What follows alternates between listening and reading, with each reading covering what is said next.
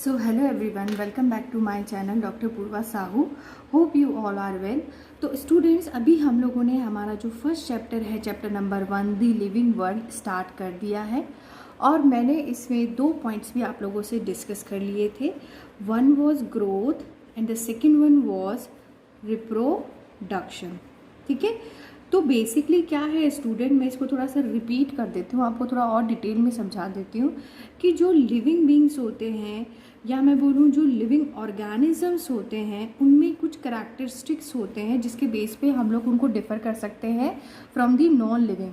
जैसे वो रेस्पिरेशन कर सकते हैं, यानी they can respire, they require nutrition for the energy, they excrete the waste material. उसके अलावा they can reproduce, they have senses so that they can respond to the external stimuli. तो basically वो हम लोग पढ़ते हैं कंट्रोल एंड कोऑर्डिनेशन में. So there is a basically respond to stimuli etcetera.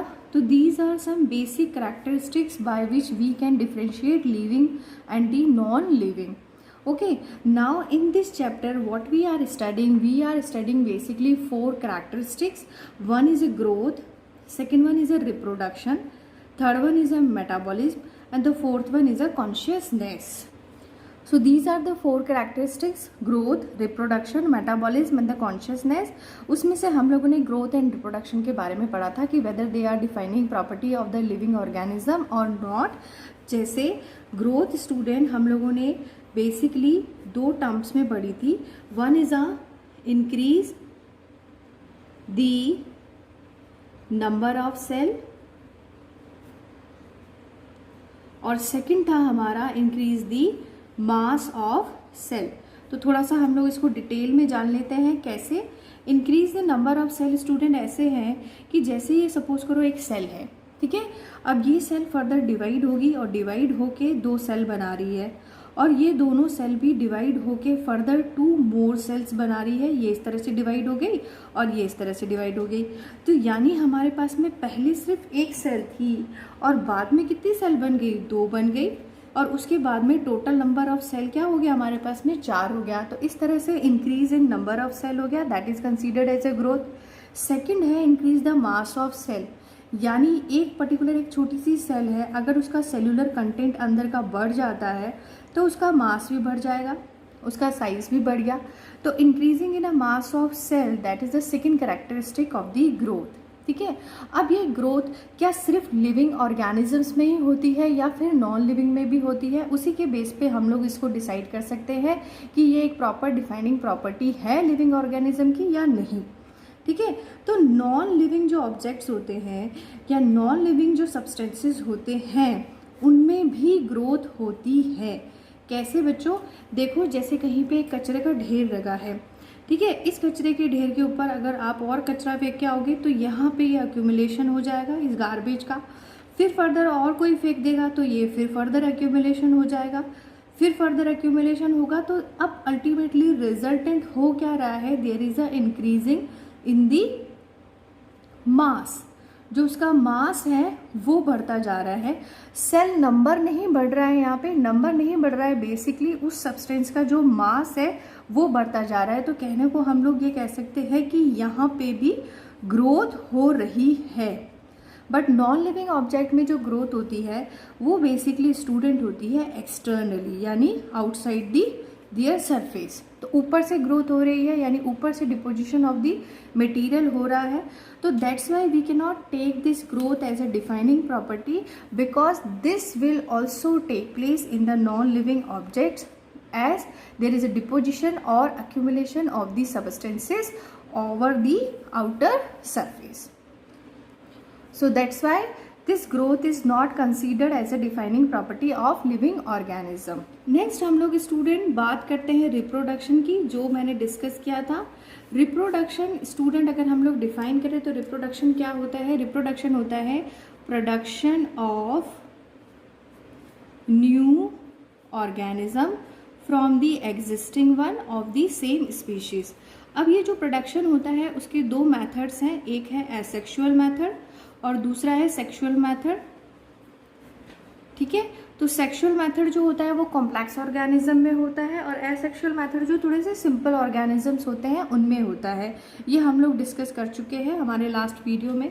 But यहाँ पे हमारे पास में ये चीज़ डिस्कस करने की है कि if it is defining property of the living forms then why, और if it is not then why not. तो सबसे पहले हम लोग बात करते हैं लिविंग थिंग्स की या लिविंग ऑर्गेनिज्म की। तो ऐसा कोई लिविंग ऑर्गेनिज्म है जिसमें कि रिप्रोडक्शन नहीं होता हो? हाँ है। जैसे एग्जाम्पल्स होते हैं इनफर्टाइल कपल्स के, जो कि रिप्रोड्यूस नहीं कर सकते बट दे कैन सर्वाइव। ऐसा कुछ नहीं है कि रिप्रोडक्शन अगर नहीं हो रहा है तो वो सर्वाइव नहीं कर सकते, वो सर्वाइव कर सकते हैं बिकॉज अदर जो लाइफ प्रोसेसेस हो रही है वो उनके अंदर हो रही है, तो दे कैन सर्वाइव। जो दूसरा एग्जाम्पल्स है बच्चों हमारे पास में है वर्कर हनी बी का। अगर आपने हनी बी के सोशलाइजेशन के बारे में पढ़ा हो तो हनी बी में एक किंग होता है, एक क्वीन होती है और बाकी जो फीमेल्स होती है वो वर्कर्स होती हैं, क्योंकि वो सारी की सारी स्टेराइल होती है, ठीक है। तो ये भी रिप्रोडक्शन नहीं कर सकती है। तो दैट्स वाई लिविंग ऑर्गेनिज्म में हमारे पास में एक्सेप्शन कुछ ऐसे ऑर्गेनिजम्स का भी है जो कि रिप्रोड्यूस नहीं कर सकते। जबकि अगर मैं नॉन लिविंग की बात करूं तो नॉन लिविंग के अंदर ऐसा कोई भी ऑब्जेक्ट नहीं है जो कि रिप्रोड्यूस करता हो, ठीक है। So there is no reproduction basically in the non living, no reproduction. जैसे सपोज करो आप घर में एक स्टूल लेकर आए, कुछ दिनों बाद देखते हैं तो एक स्टूल से छोटी सी एक और स्टूल बन गई। ऐसा कभी होता है? नहीं होता ना। तो ये प्रोसेस तो होगा ही नहीं। जो स्टूल लाए थे वैसी की वैसी कुछ दिनों बाद हम लोगों को दिखाई देती है, उससे कोई नई प्रजाति तो बनती नहीं है। तो इसका मतलब नॉन लिविंग थिंग्स में रिप्रोडक्शन नहीं होता है और सारे के सारे लिविंग ऑर्गेनिज्म में भी रिप्रोडक्शन नहीं होता है। एक्सेप्शन है हमारे पास में इनफर्टाइल कपल और worker honey bee. So that's why I can say that reproduction is also not considered as a defining property of the living organism. अब हम बात करते हैं हमारे आज के टॉपिक की, जो कि है मेटाबॉलिज्म। मेटाबॉलिज्म स्टूडेंट क्या ये डिफाइनिंग प्रॉपर्टी है या नहीं है, ये हम लोग डिस्कस करते हैं। सबसे पहले इसकी एक डेफिनेशन लेते हैं जो कि आपको एनसीईआरटी में गिवन है। So metabolism is what? It is a sum total of all the chemical reactions occurring in our body.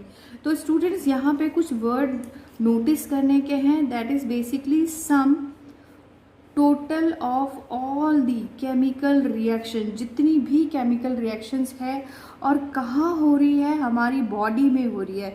तो that all chemical reaction will be considered as a so that all the chemical reactions will be considered as a metabolism if they are occurring in our body, ठीक है। तो ये एक word हो गया, तो ये एक डेफिनेशन हो गई इसकी। फर्दर हम लोग स्टडी करते हैं, there are basically two types of the chemical reactions. कौन कौन सी केमिकल रिएक्शंस है स्टूडेंट? एक होती है हमारे पास में एनाबॉलिज्म और दूसरी होती है कैटाबॉलिज्म। ये दो टाइप की केमिकल रिएक्शंस होती है और इन्हीं को ही हम लोग बेसिकली मेटाबॉलिक रिएक्शंस कहते हैं। एनाबॉलिज्म हम लोग ए वर्ड से याद रखेंगे, जहाँ पे कि मॉलिक्यूल्स में आपस में एडिशन हो रहा है और एक कॉम्प्लेक्स मॉलिक्यूल फॉर्म हो रहा है। तो जैसे एक ये सिंपल मॉलिक्यूल है, ये सिंपल मॉलिक्यूल आपस में एक दूसरे से जुड़ के कॉम्प्लेक्स मॉलिक्यूल फॉर्म कर रहे हैं, तो इसको हम लोग एनाबॉलिज्म कहेंगे। और फर्दर ये कॉम्प्लेक्स मॉलिक्यूल अगर ब्रेक डाउन हो जाता है कुछ छोटे छोटे मॉलिक्यूल्स में, तो इसको हम लोग कैटाबॉलिज्म कहते हैं। तो ये दोनों आपस में एक दूसरे के अपोजिट रिएक्शंस होती है और हमारी बॉडी में दोनों ही होती है और दोनों ही बैलेंस फॉर्म में होती है। अगर बैलेंस फॉर्म में नहीं होती है तो वहाँ कहीं ना कहीं प्रॉब्लम होती है।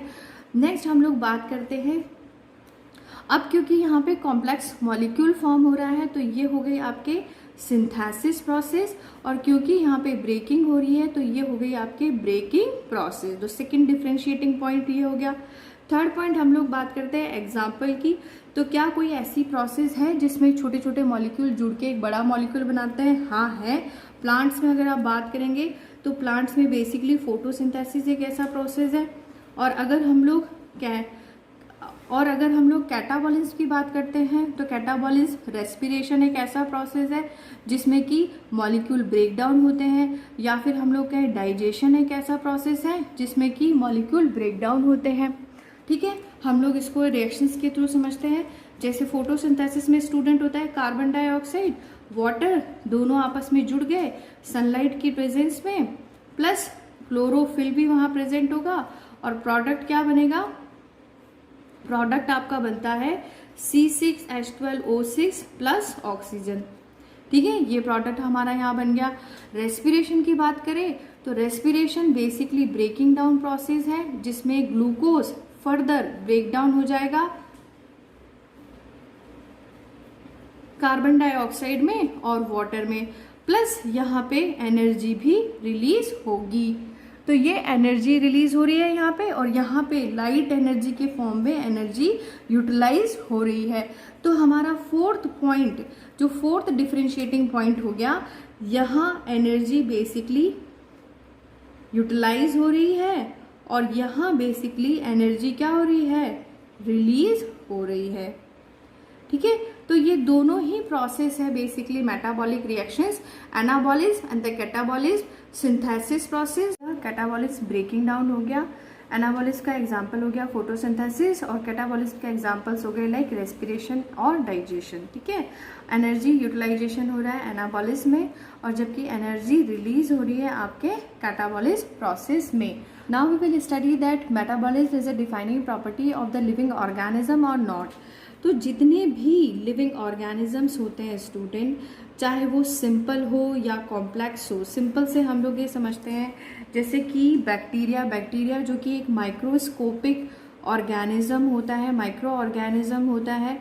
उसके अलावा अगर हम लोग प्रोटिस्ट की बात करें जिसमें हम लोग प्रोटोजोन्स भी पढ़ते हैं, और अगर हम लोग कॉम्प्लेक्स ऑर्गेनिज्म की बात कर रहे हैं जैसे हम लोग ह्यूमन बीइंग की बात कर रहे हैं, तो जितने भी ऑर्गेनिज्म हैं, चाहे वो सिंपल है चाहे वो कॉम्प्लेक्स है, सब में मेटाबॉलिज्म जो होता है वो प्रेजेंट होता है।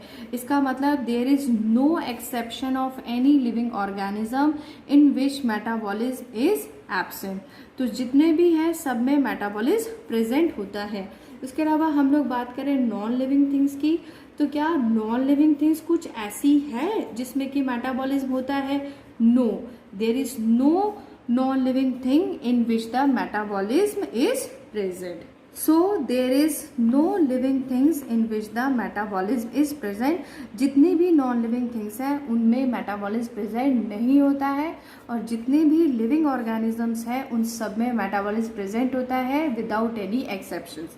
अब ये जो रिएक्शंस हैं स्टूडेंट, अगर इन रिएक्शंस को हम लोग एक सेल फ्री सिस्टम में करवाएं, सेल फ्री सिस्टम का मतलब हो गया कि सेल के अंदर न करवा के हम लोग बाहर करवा रहे हैं, लेबोरेटरी में करवा रहे हैं, जिसको हम लोग कहते हैं in vitro in test tube. अगर हम लोग टेस्ट ट्यूब के अंदर अगर इन रिएक्शंस को परफॉर्म करवा रहे हैं, सिमिलरली जिस तरह से ये लिविंग ऑर्गेनिजम्स में होती है, जैसे सपोज करो ये एक लिविंग बॉडी, मैं डायग्राम बना रही हूँ एक सिंपल सा, जिसमें A+B एक रिएक्शन हुई और उससे कंपाउंड बन गया C, A+B C बना दिया। अब इसी दोनों रिएक्टेंट जो है उसको हम लोग एक टेस्ट ट्यूब में ले ले और टेस्ट ट्यूब में फर्दर यही रिएक्शन हो जाए और A+B फॉर्म कर दे C। वही हम लोगों ने कंडीशंस यहाँ पे रखी है, जो कंडीशंस यहाँ पे लिविंग बॉडी में थी, और उसके रिजल्टेंट हमें यहाँ पे प्रोडक्ट भी सेम मिल गया C। इन रिएक्शंस को जो कि टेस्ट ट्यूब में हो रही है, इन रिएक्शन को स्टूडेंट हम लोग कहते हैं लिविंग रिएक्शंस। ठीक है, और ये जिस टेस्ट ट्यूब में हो रही है, ये टेस्ट ट्यूब लिविंग थिंग में कंसीडर्ड नहीं होती है। This will not considered as a living thing. ये रिएक्शंस किसी सेलुलर बॉडी में हो रही है या किसी सेल में हो रही है, अगर ये लिविंग रिएक्शंस, तब हम लोग इस सेल को कहेंगे, उस बॉडी ऑफ ऑर्गेनाइजेशन को कहेंगे लिविंग थिंग्स। ठीक है, आई बात आपको समझ में? तो अगर ये रिएक्शंस टेस्ट ट्यूब में हो रही है, then these reaction are considered as a living reaction, but that test tube is neither considered as a living nor non living.